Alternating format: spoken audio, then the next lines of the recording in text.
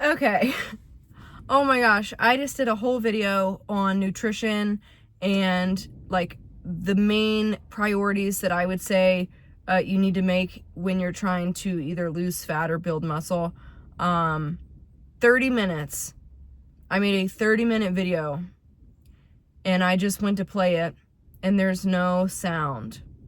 I had it plugged into my truck, which I thought was fine, and I guess not. There's no freaking sound. So I am going to go back through that, and I'm not going to spend 30 minutes on it because I don't have another 30 minutes to spend. But I'm just going to touch on those main points real quick, and then, I'll do a longer one later, but I'm so frustrated that that whole video is lost now. I need to get a microphone so that you guys can hear me better, but we're rolling with what we got right now, okay? So I'm gonna go with my main points for reaching your goals, little adjustments that you can make. Number one, everybody's heard it, you gotta drink more water. I see this so much with my clients, like new clients. They don't wanna do it. They don't wanna drink water. They don't make themselves do it. We know the benefits. I don't need to rattle off all the benefits for drinking water. Like, it's essential. Your body's made up of water. Your organs need it. Your brain literally needs it to function. If you're not giving yourself enough water, you're gonna feel like ass and you're not gonna be able to reach your goals. You're not gonna lose weight. You're not gonna build muscle. You're just not gonna run optimally. So rule number one, drink more water. Just start drinking it. And you don't have to get technical with like, well, how many cups and how many, just drink more than you are. If you know you're not drinking enough water, and if you're having the thought that you're probably not drinking enough water, then you're probably right. You're probably not drinking enough. I fill this up 4 times a day. You can aim for like just under a gallon of water a day, but most people aren't even coming close to that. So if you're having a cup or 2 a day or a bottle or 2 of water a day, it's not enough. You definitely need to increase that. I feel like that really is step one, because if you are having a hard time just incorporating that, you're going to have a hard time doing anything else. Like, you have to just make that commitment to yourself that, hey, I'm going to drink more water. Fill a glass as soon as you get up in the morning. Drink it before you do anything else. Drink it before you have coffee. Drink it before you have breakfast. It's going to help with your digestion. Just get up and drink water first thing. Get something that you can carry it around easily, because then you don't have to think about it, right? Just keep water on you all day. Drink it when you're not thirsty. I feel like this is like just a small baby step in this process that you really just got to get over that hump and just get yourself used to it. So stack the habit on top of something else, right? Just have a cup when you brush your teeth in the morning. After you brush your teeth, drink some water, or I don't know, whatever it is. You make your bed, drink some water. Whatever habits you already have in place, tell yourself, I'm going to have my glass of water on top of this habit. When you go to the gym, fill up your water, keep refilling it, drink it. You should be hydrating when you're at the gym. Okay, water, number one. Number two, we need to take a look at the diet. And I'm not saying diet as in like being restrictive. Like, your diet is like whatever you eat, right? You can say you're on a diet, but like, I'm referring to diet as in what you're eating day to day, your nutrition, okay? And you can be overweight and still be malnourished, meaning you're eating the wrong foods, you're not getting enough nutrients, and you're gonna have a really hard time burning fat if you're not giving your body the nutrients that it needs. It might not be something that causes problems right away, but I promise down the road, if you're not eating enough of the right foods, your body's not gonna run the way that it should. Things aren't gonna be connecting the way they're supposed to. You're going to feel very tired. Maybe your hormones are off, or thyroid, or whatever it is. So getting the right nutrients is really essential. So I like to focus on what can I add to my diet to make it better. And I would start with high protein and fruits, jacking those 2 up. Blueberries are so good for you. Add those in. Make your plate colorful. Get as many fruits and veggies in there. Emphasis on fruits. And increase protein. Roughly 1 gram of protein per pound of ideal body weight. Did I say that right? So if you're 150 pounds and your ideal body weight is like 140, then you're going for 140 grams of protein at least. A little more is fine. It averages out to being 30 to 50 grams of protein like per meal. You know, men might be on the higher end, closer to 50, 60 grams. Women might be closer to like 30, 40 grams, depending on how you separate your meals for the day or snacks. But just focus on more protein per meal. You can throw in cottage cheese, you can do Greek yogurt, you can do salmon, you can do ground beef. Ground beef is so easy. I can just throw ground beef in a pan, season it, have it with a little bit of sour cream, a little salsa, and veggies, whatever. Just do whatever you can to increase that protein. I do supplement with a protein shake as well, because it's kind of hard to get enough in your food. So like one shake a day usually does the trick. If you have a hard time getting breakfast in the morning, then having the protein shake as breakfast is great, because I would rather you not skip breakfast, especially if you're a woman. There have been more studies to show that skipping breakfast just really jacks up your cortisol even more than it already is in the mornings, which can then just throw off the cortisol for the day. You might crash later in the evening, or you get these bad cravings.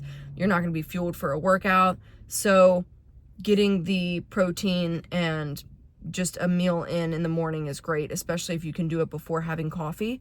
There's a lot of benefit to holding off on caffeine. Let your body wake up.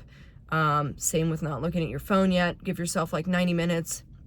Wake up, maybe get outside, have breakfast, and then have your coffee a little bit later after you've eaten. I know that not everybody's morning is the same. Maybe you fly out of bed and you're right out the door. Have something prepped, or this is where a protein shake can come in handy, because you could make it the night before. Or it takes 30 seconds to like throw a scoop, shake it, boom, out the door, right? Take it with you. But just don't be skipping the meals in the morning. There's no benefit to fasted cardio. There's not. I mean, it might feel good for some people, but you're just doing all these high intensity things. Cardio, exercise is making cortisol go up. Skipping a meal, cortisol is going up. You've already fasted for the night, so you haven't had food, and it's not necessary. It's more stress on the body.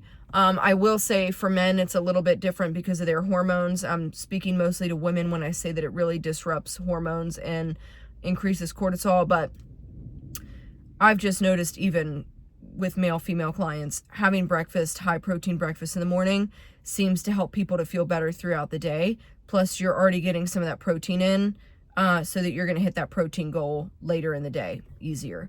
If you want to fast, because there are benefits to giving your digestive system a break, fast in the evening. Like, just have your last meal much earlier in the day. Stop eating after, 4, 5, 6, whatever it is that works for you. And then you're also fasting through the night when you're sleeping until you have your first meal the next morning, which is enough. But that way you're not in like full-blown starvation mode with like cortisol going through the roof. So that's my 2 cents on that. Increasing water, increasing protein, increasing fruits and vegetables.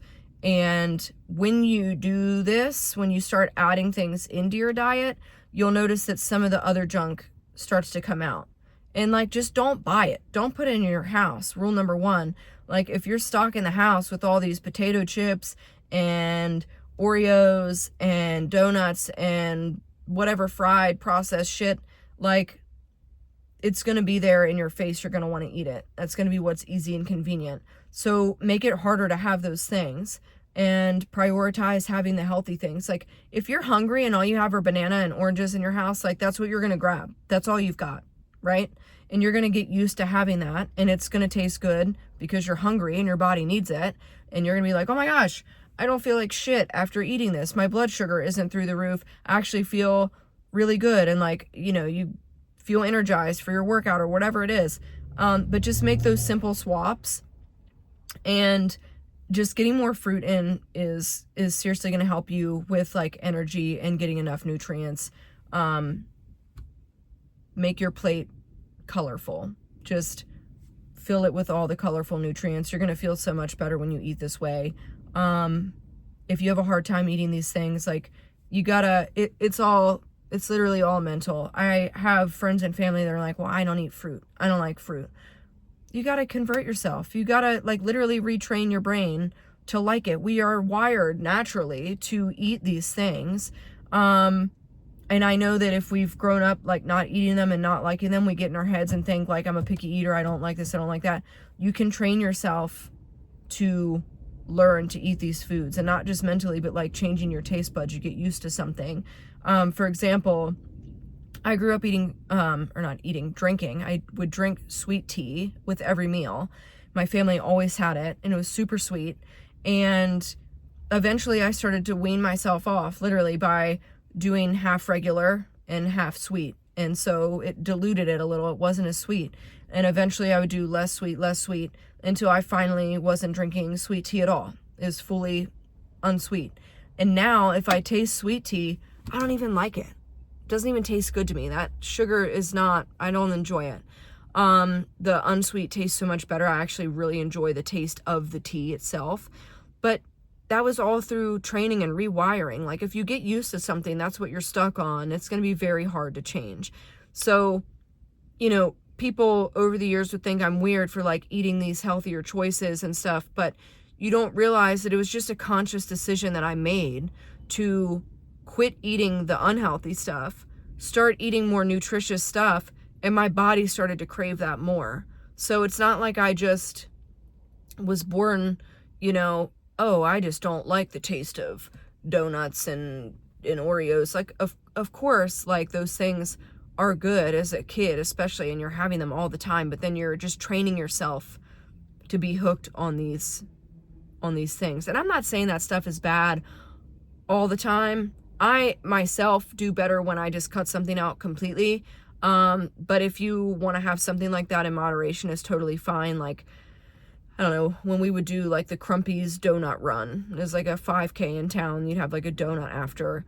It's not like the end of the world. Or I don't know, I have pizza, I eat burgers. I just try to be more mindful of how often I'm having those things, and then how can I make it a little healthier, like healthier in the sense that like if my goal is to burn fat, then I don't want to overdo it on my calories. So maybe I have a side salad with a burger instead of fries. You know what I mean? So you're balancing it out. It's all a balancing act, honestly. But you got to find what works for you. But at the end of the day, adding in more whole foods and nutrients is going to be number one. And an easy rule of thumb is like shopping on the perimeter of the grocery store when you go in. So, hitting the produce section, and then like meats. And when I say meats, not like the deli, not like deli meat, but like fish and ground beef and steaks and chicken, preferably like your grass-fed options, and then dairy and eggs. Those are all around the outside. So stick with that. So good rule of thumb, stick with what's on the outside, because as soon as you start getting into the aisles, it's all bags of processed stuff. Those things should be in moderation. That shouldn't be the bulk of your shopping cart when you go. So more fruits and veggies, more protein, more water, more movement is the other one. So walking more is great. It's seriously underrated. There's so many benefits from walking besides just weight loss, but also helping with recovery and circulation, with your mental health, and relieving trauma, relieving stress, relieving emotion, and working through emotion. There have been studies that show that walking, when your eyes are actually moving around when you're walking, it helps you to process trauma and emotion. It's like an active meditation. And there's actual therapies that they do to help stimulate that same eye movement. I forget what it's called, but you can do that when you go for a walk, especially if you can get out in nature and go for one. Obviously, in an area that is safe if you have one. And if you don't, then I recommend going to a gym and getting on a treadmill, or getting like a walking pad at home, or a treadmill. But I have a couple walking pads at home. They're great, and you can put an incline on, and I just can get on there and work or watch TV or watch a podcast, whatever. And If you're interested, I do have those linked in my bio on Instagram. You'll find all my stuff on Instagram. You can apply to work with me there too, but it's all in my bio, and it's just Jenna Fit, same as this page, right in my Instagram. But the walking pad is seriously a lifesaver. And if you're on a budget, then a walking pad is way cheaper than like a big treadmill. So getting more movement is just essential. And I know that's probably been overplayed and people are like, we get it, move more, eat less. But I'm not even talking about just for weight loss here. I'm talking about like optimal health, overall health. Like more movement is essential. And I know this, and I still remind myself of this. Like, I feel so much better on the days that I get the 10K steps, and I can be like the laziest fit person. Like, I've struggled with my mental health. I deal with depression. I recently have been dealing with grief. And so getting myself up and out to go for a walk can actually be really difficult, which is why having a walking pad can be very convenient. But I see and feel the many benefits of walking when I do it. And a brisk walk is best, getting the heart rate up a little bit. Doesn't have to be like a zone 2 thing, but just, you can feel it. Get the heart rate up a little, maybe get a little bead of sweat down your back or something, but just, you know, you're not just lollygagging, strolling, stopping, looking around. Like, put some effort and energy into it, you know, set that positive intention and go for that walk. But more movement is just great, and walking is so beneficial, and it's just something we should all be doing more of. So incorporating that into your routine, whether you're trying to lose fat or build muscle, it's ideal. It really is. And it really helps with weight loss. Like, I'm not kidding. Like, just moving more and walking more can seriously help people burn more fat. So I highly recommend that. So one last time, just to recap, I know I went through this quickly, but I managed to do it in half the time of my other video. More water, increased protein, should be a gram of protein per pound of ideal body weight. So if you're 140 pounds, 140 grams of protein, or if your ideal body weight's 135, 135 grams of protein. You get the point. 30 to 50 grams per meal, and I highly recommend starting the day with it, preferably at breakfast before working out. So threw in there too that like waiting to have your caffeine in the morning can help as well. We're talking about stress and cortisol levels here when I'm referring to that, but all these things are connected. We don't want to increase too much cortisol and stress. You're not going to recover, and you're not going to lose weight if that's your goal, and you're going to have a hard time building muscle as well. The other thing is making your plate full of fruits and veggies, bright colors. So just looking at a colorful plate, shopping around the perimeter of the grocery store when you're inside. So reducing the amount of junk, donuts, snacks, cookies, whatever it is, anything that's spiking the blood sugar. We don't want to be doing that all the time around the clock. So cutting down on those things while increasing the healthy, nutritious foods. This should be common sense, really. Like, I think we all know what we should and shouldn't be eating. If it's all coming out of a bag and processed, then it's probably not ideal. Some processed is fine. I'm not saying, you know, don't eat any of it, but focus on prioritizing fruits, vegetables, protein first, whole foods. And lastly, we are moving more, getting more steps, walking more. Break up your day with it if you have to. If you can walk before work, or break up work, or have a walking standing desk at work, or come home and walk with your family in the evening, whatever it is. 7,500 steps, I'd say, is like a minimum goal recommended, but if you can get 10K steps a day, that's great. I know it's not doable for everybody, but maybe even just 3-4 days a week of that, it's going to make a big difference for you. So I hope this helped. Sorry my first video did not work, but hopefully this was helpful. If you have questions, let me know. Like I said, my application to work with me is in my bio on Instagram, as well as all of my supplements, the treadmills, gear, Noble, all the links and discount codes are listed. You'll see the discount code there, and you just type it in at checkout so that I can receive credit for that. Yeah, I'll be doing more videos like this, and I promise I'll get a microphone soon. Let me know what topics you would like, and I'll see you guys again soon.